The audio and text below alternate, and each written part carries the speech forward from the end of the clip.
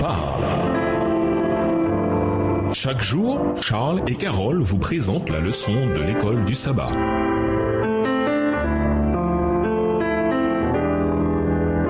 Bienvenue dans votre émission. Dieu nous parle. Nous voilà la leçon de dimanche, l'appel d'Esdras et de Néhémie. On pourrait dire qu'Esdras a été choisi pour différentes raisons. Premièrement, il était disposé à partir. Deuxièmement, c'était un leader. Et troisièmement, c'était un scribe et enseignant doué. On pourrait trouver d'autres raisons encore. Mais il y a un verset qui, peut-être mieux que les autres, démontre pourquoi Esdras s'est vu confier cette tâche. Que nous apprend Esdras 7, le verset 10 sur Esdras? De quelle manière Esdras a-t-il pu se préparer ou appliquer son cœur à étudier la loi du Seigneur et à la mettre en pratique? Esdras 7, verset 10. Car Esdras avait appliqué son cœur à étudier et à mettre en pratique la loi de l'Éternel et à enseigner au milieu d'Israël les lois et les ordonnances. En hébreu, le terme traduit par se préparer ou appliquer est qu'une. On peut traduire ce mot par préparer, prêt, être ferme, établir fermement, être stable ou sûr. Par conséquent, la véritable signification de cette déclaration semble être qu'Esdras avait résolument décidé ou établi son cœur à chercher le Seigneur. Après son arrivée à Jérusalem, Esdras démontra ce que signifiait être consacré à Dieu et il enseigna la parole de Dieu pendant 13 ans. Il a peut-être pensé qu'il ne faisait aucune différence pendant ces 13 ans. Mais ensuite, après la construction de la muraille, le peuple convoqua une assemblée, non parce que quiconque les avait forcés, mais parce qu'il le voulait. La parole de Dieu qu'ils avaient entendue de la bouche d'Esdras commençait à produire des fruits. Pourquoi Néhémie fut-il choisi? Lisons Néhémie 1, les versets 1 à 11. Néhémie 1, les versets 1 à 11, parole de Néhémie, fils de Hakalia, au mois de Kislev, la 20e année, comme j'étais à Suse, dans la capitale, Anani, l'un de mes frères, et quelques hommes arrivèrent de Juda. Je les questionnai au sujet des Juifs réchappés qui étaient restés de la captivité au sujet de Jérusalem. Ils me répondirent, ceux qui sont restés de la captivité sont là dans la province, au comble du malheur et de l'opprobre. Les murailles de Jérusalem sont en ruine, et ses portes sont consumées par le feu. Lorsque j'entendis ces choses, je m'assis, je pleurai, et je fus plusieurs jours dans la désolation. Je jeûnai et je priai devant le Dieu des cieux. Et je dis, ô Éternel, Dieu des cieux, Dieu grand et redoutable, toi qui gardes ton alliance et qui fais miséricorde à ceux qui t'aiment et qui observent tes commandements, que ton oreille soit attentive et que tes yeux soient ouverts. Écoute la prière que ton serviteur t'adresse en ce moment, jour et nuit, pour tes serviteurs, les enfants d'Israël, en confessant les péchés des enfants d'Israël, nos péchés contre toi, car moi et la maison de mon Père, nous avons péché. Verset 7. Nous sommes vraiment coupables envers toi, car nous avons désobéi aux commandements, aux ordonnances et aux lois que tu as données à Moïse ton serviteur. Souviens-toi cependant, je te prie, de ces paroles que tu as ordonnées à ton serviteur Moïse de prononcer. Lorsque vous serez infidèles, je vous disperserai parmi les peuples païens. Mais si vous revenez à moi pour obéir à mes commandements et les appliquer, alors, même si vous vous trouvez éloignés jusqu'aux extrémités de la terre, je vous rassemblerai et je vous ramènerai de là au lieu que j'ai choisi pour y établir ma présence. Ils sont tes serviteurs et ton peuple que tu as délivré par ta grande force et par tes interventions puissantes. Je t'en prie, Seigneur, veuille prêter attention à la prière de ton serviteur et à celle de tes autres serviteurs qui aiment à te vénérer. De grâce, fais réussir aujourd'hui la démarche que je vais entreprendre et que cet homme m'accueille avec compassion. Or, à cette époque, j'étais chargé de servir les boissons à la table de l'empereur. Le cœur de Néhémie battait pour Dieu et le peuple. Il fut troublé quand il découvrit que les travaux à Jérusalem s'étaient arrêtés. Néhémie était passionné par la cause de Dieu et tout comme Esdras, il se porta volontaire pour accomplir le travail à faire. Dieu répondit à leurs prières et à leurs souhaits. Parfois, nous avons l'idée que cela ne peut pas venir de Dieu parce que Dieu ne nous donne que des tâches difficiles que nous ne voulons peut-être pas accomplir. Mais si nous marchons avec Dieu, l'envie de faire quelque chose que nous aimons vient souvent de Dieu. Dieu veut que nous soyons passionnés par ce que nous faisons pour lui. De quelle manière avez-vous vécu la réalité qui veut que Dieu nous appelle à faire pour lui les choses que vous aimez? Au revoir. Et à demain si Dieu veut.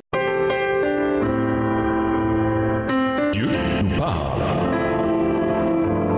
Chaque jour, Charles et Carole vous présentent la leçon de l'école du sabbat.